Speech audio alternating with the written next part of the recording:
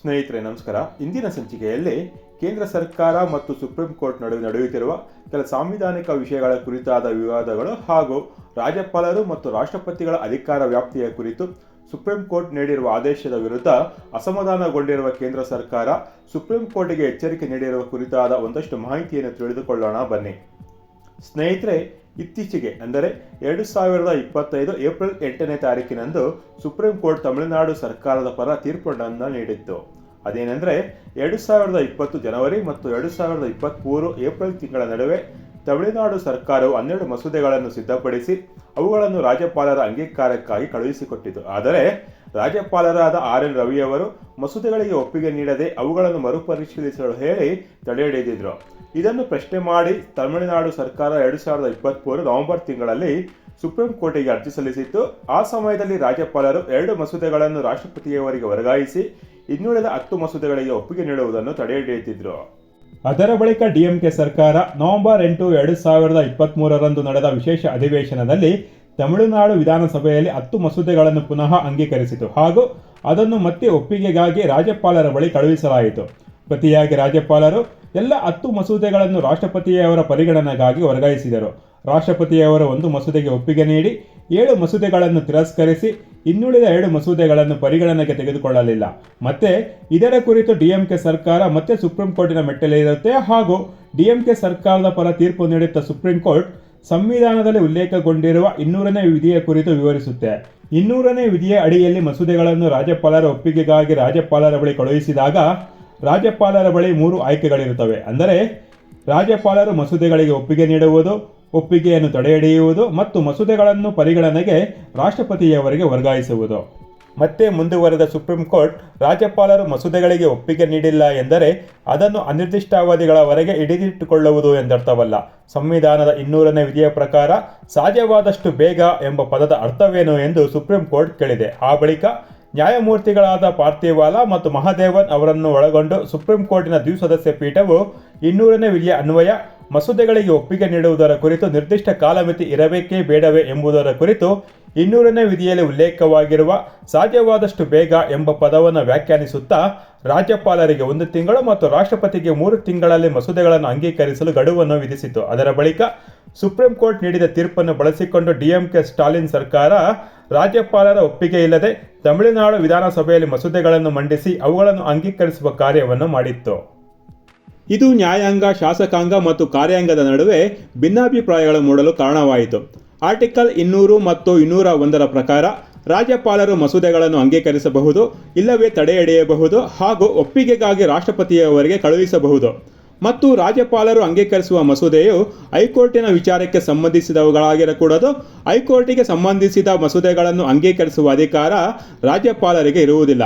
ಅದನ್ನು ರಾಷ್ಟ್ರಪತಿಯವರ ಬಳಿ ಕಳುಹಿಸಬೇಕು. ಮತ್ತು ಮಸೂದೆಗಳನ್ನು ಅಂಗೀಕರಿಸಲು ಆರ್ಟಿಕಲ್ 200ರ ಪ್ರಕಾರ ರಾಜ್ಯಪಾಲರಿಗೆ ಯಾವುದೇ ನಿರ್ದಿಷ್ಟ ಸಮಯವಾಗಲಿ ಕಾಲಮಿತಿಯಾಗಲಿ ಇರುವುದಿಲ್ಲ. ಆದರೆ ಸುಪ್ರೀಂ ಕೋರ್ಟಿನ ದ್ವಿಸದಸ್ಯ ಪೀಠ ರಾಜ್ಯಪಾಲರಿಗೆ 1 ತಿಂಗಳು ಮತ್ತು ರಾಷ್ಟ್ರಪತಿಗಳಿಗೆ 3 ತಿಂಗಳು ಗಡುವನ್ನು ನೀಡಿರುವುದು ಸುಪ್ರೀಂ ಕೋರ್ಟ್ ನೀಡಿರುವ ಆದೇಶ ಮತ್ತು ಅದರ ವ್ಯಾಪ್ತಿಯನ್ನು ಪ್ರಶ್ನೆ ಮಾಡುವಂತಿದೆ. ಅದರಲ್ಲೂ ಸುಪ್ರೀಂ ಕೋರ್ಟ್ ರಾಷ್ಟ್ರಪತಿಯವರಿಗೆ ಗಡುವು ನೀಡಿ ಆದೇಶ ಮಾಡಿರುವುದು ಸುಪ್ರೀಂ ಕೋರ್ಟ್ ತನ್ನ ವ್ಯಾಪ್ತಿಯನ್ನು ಮೀರಿ ವರ್ತಿಸಿರುವುದು ಸ್ಪಷ್ಟವಾಗಿದ್ದು ಇದು ರಾಷ್ಟ್ರಪತಿ ಮತ್ತು ಕೇಂದ್ರ ಸರ್ಕಾರದ ಅಸಮಾಧಾನಕ್ಕೆ ಕಾರಣವಾಗಿದೆ.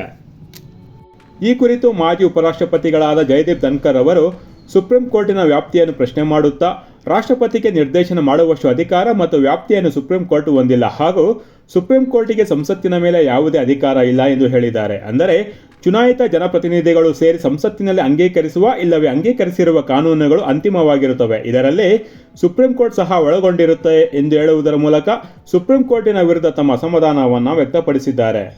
ಅದರ ಬಳಿಕ ರಾಷ್ಟ್ರಪತಿಯವರು ಮಧ್ಯಪ್ರವೇಶ ಮಾಡಿ ಸಂವಿಧಾನದ ಅಡಿಯಲ್ಲಿ ಬರುವ ಆರ್ಟಿಕಲ್ 200 ಮತ್ತು ಆರ್ಟಿಕಲ್ 201ರ ಪ್ರಕಾರ ರಾಜ್ಯಪಾಲರು ಅಥವಾ ರಾಷ್ಟ್ರಪತಿಗಳು ರಾಜ್ಯದ ವಿಧಾನಸಭೆಗಳು ಅಂಗೀಕರಿಸಿದ ಮಸೂದೆಗಳ ಮೇಲೆ ಕಾರ್ಯನಿರ್ವಹಿಸಲು ಯಾವುದೇ ಸಮಯದ ಚೌಕಟ್ಟನ್ನು ನಿಗದಿಪಡಿಸುವುದಿಲ್ಲ. ಮತ್ತು 2025 ಏಪ್ರಿಲ್ 8ರಂದು ಸುಪ್ರೀಂ ಕೋರ್ಟ್ ತಮಿಳುನಾಡು ಸರ್ಕಾರದ ವಿಚಾರದಲ್ಲಿ ನೀಡಿರುವ ತೀರ್ಪು ಸಂವಿಧಾನದ ಆಶಯಗಳಿಗೆ ವಿರುದ್ಧವಾಗಿದೆ ಎಂದು ರಾಷ್ಟ್ರಪತಿಯವರು ಸಂವಿಧಾನದ ಆರ್ಟಿಕಲ್ 143ರ ಪ್ರಕಾರ ತಮಗಿರುವ ಅಧಿಕಾರವನ್ನು ಬಳಸುವ ಮೂಲಕ ಸುಪ್ರೀಂ ಕೋರ್ಟ್ ಪರಿಗಣನೆಗೆ ಮತ್ತು ಅದರ ಅಭಿಪ್ರಾಯಕ್ಕಾಗಿ 14 ಅಂಶಗಳನ್ನು ಉಲ್ಲೇಖಿಸಿ ಸುಪ್ರೀಂ ಕೋರ್ಟಿಗೆ ಪ್ರಶ್ನೆಗಳನ್ನು ಕೇಳಿ ಪತ್ರ ಬರೆದಿದ್ದಾರೆ. ಸದ್ಯ ಇದರ ಕುರಿತು ಸುಪ್ರೀಂ ಕೋರ್ಟ್ ಇನ್ನೂ ಉತ್ತರಿಸಿಲ್ಲ. ಇದರ ಕುರಿತು ಆಗಸ್ಟ್ 19ರಂದು ಪ್ರಕ್ರಿಯೆಗಳು ಶುರುವಾಗಲಿದ್ದು, ಇದರ ಬಗ್ಗೆ ನಿನ್ನೆ ಕೇಂದ್ರ ಸರ್ಕಾರವು ಸುಪ್ರೀಂ ಕೋರ್ಟಿಗೆ ಎಚ್ಚರಿಕೆಯನ್ನು ನೀಡಿದೆ. ಸುಪ್ರೀಂ ಕೋರ್ಟಿಗೆ ವರದಿಯಲ್ಲಿ ಉಲ್ಲೇಖಿಸುತ್ತಾ ಕೇಂದ್ರ ಸರ್ಕಾರ, ರಾಷ್ಟ್ರಪತಿ ಮತ್ತು ರಾಜ್ಯಪಾಲರ ಹುದ್ದೆಗಳು ಸಂವಿಧಾನಾತ್ಮಕವಾಗಿದ್ದು, ಸುಪ್ರೀಂ ಕೋರ್ಟ್ ರಾಜ್ಯಪಾಲರು ಮತ್ತು ರಾಷ್ಟ್ರಪತಿಗಳಿಗೆ ಆದೇಶ ನೀಡಿ ತನ್ನ ಕಾರ್ಯವ್ಯಾಪ್ತಿಯನ್ನು ಮೀರಿದೆ. ಸುಪ್ರೀಂ ಕೋರ್ಟಿನ ಆದೇಶಗಳು ಅಧಿಕಾರವನ್ನು ಕಸಿದುಕೊಳ್ಳುವ ಅಂಶಗಳನ್ನು ಒಳಗೊಂಡಿದೆ. ಇದು ಅಧಿಕಾರಗಳ ಸೂಕ್ಷ್ಮ ವಿಭಜನೆಗಳು ಹಾಗೂ ಅಸಮತೋಲನಗಳಿಗೆ ಕಾರಣವಾಗುತ್ತವೆ. ಇದರಿಂದ ಸಂವಿಧಾನಿಕ ಅವ್ಯವಸ್ಥೆ ಉಂಟಾಗುವ ಮೂಲಕ ಶಾಸಕಾಂಗ, ನ್ಯಾಯಾಂಗ ಮತ್ತು ಕಾರ್ಯಾಂಗಗಳ ನಡುವೆ ಬಿಕ್ಕಟ್ಟುಗಳು ಉದ್ಭವಿಸುತ್ತವೆ ಎಂದು ಕೇಂದ್ರ ಸರ್ಕಾರವು ಸುಪ್ರೀಂ ಕೋರ್ಟಿಗೆ ಎಚ್ಚರಿಸಿದೆ. ರಾಜ್ಯಪಾಲ ಮತ್ತು ರಾಷ್ಟ್ರಪತಿಗಳ ಕಚೇರಿಗಳು ಪ್ರಜಾಪ್ರಭುತ್ವ ಆಡಳಿತದ ಉನ್ನತ ಆದರ್ಶಗಳನ್ನು ಪ್ರತಿನಿಧಿಸುತ್ತವೆ ಮತ್ತು ಇವುಗಳಿಗೆ ಸಂಬಂಧಿಸಿದ ಲೋಪಗಳನ್ನು ನ್ಯಾಯಾಂಗ ಹಸ್ತಕ್ಷೇಪದ ಬದಲು ರಾಜಕೀಯ ಮತ್ತು ಸಾಂವಿಧಾನಿಕ ಕಾರ್ಯವಿಧಾನಗಳ ಮೂಲಕ ನಿಭಾಯಿಸಬೇಕು ಎಂದು ಕೇಂದ್ರ ಸರ್ಕಾರ ಸುಪ್ರೀಂ ಕೋರ್ಟಿಗೆ ಹೇಳಿದೆ. ಸಂವಿಧಾನದಲ್ಲಿರುವ ಆರ್ಟಿಕಲ್ 142 ಬಳಸಿಕೊಂಡು ತನಗಿರುವ ಅಧಿಕಾರದ ಮೂಲಕ ಸುಪ್ರೀಂ ಕೋರ್ಟ್ ನೀಡಿರುವ ಆದೇಶಗಳು ಸಂವಿಧಾನದಲ್ಲಿರುವ ನಿಯಮಗಳನ್ನು ಬದಲಿಸಲು ಸುಪ್ರೀಂ ಕೋರ್ಟಿಗೆ ಅನುಮತಿಯನ್ನು ನೀಡಿರುವುದಿಲ್ಲ ಎಂದು ಕೇಂದ್ರ ಸರ್ಕಾರ ತೀಕ್ಷ್ಣವಾಗಿಯೇ ಎಚ್ಚರಿಕೆಯನ್ನು ನೀಡಿದೆ. ಕೆಲವು ಬಾರಿ ಅನಾವಶ್ಯಕವಾಗಿ ಮಧ್ಯಪ್ರವೇಶಿಸುವ ಸುಪ್ರೀಂ ಕೋರ್ಟಿನಿಂದ ದೇಶಕ್ಕೆ ಲಾಭವಾಗುವುದಕ್ಕಿಂತ ನಷ್ಟವಾಗಿದ್ದೇ ಹೆಚ್ಚು. ಉದಾಹರಣೆಗೆ, ಕೇಂದ್ರಾಡಳಿತ ಪ್ರದೇಶವಾಗಿದ್ದ ಜಮ್ಮು ಮತ್ತು ಕಾಶ್ಮೀರದಲ್ಲಿ ಚುನಾವಣೆಯನ್ನು ನಡೆಸಲು ಕೋರ್ಟ್ ಕೇಂದ್ರ ಸರ್ಕಾರದ ಮೇಲೆ ಭಾರಿ ಒತ್ತಡವನ್ನು ಹೇರಿತ್ತು. ಕೇಂದ್ರಾಡಳಿತ ಪ್ರದೇಶವಾಗಿದ್ದ ಕಾಶ್ಮೀರದಲ್ಲಿ ಶಾಂತಿ ನೆಲೆಸಿ ಅಭಿವೃದ್ಧಿ ಕಾರ್ಯಗಳು ಸುಗಮವಾಗಿ ನಡೆಯುತ್ತಿತ್ತು. ಪ್ರವಾಸೋದ್ಯಮ ಅಭಿವೃದ್ಧಿಯಾಗಿ ಅಲ್ಲಿಯ ಜನರಿಗೆ ಉದ್ಯೋಗಾವಕಾಶಗಳು ಹೆಚ್ಚಾಗಿದ್ದವು.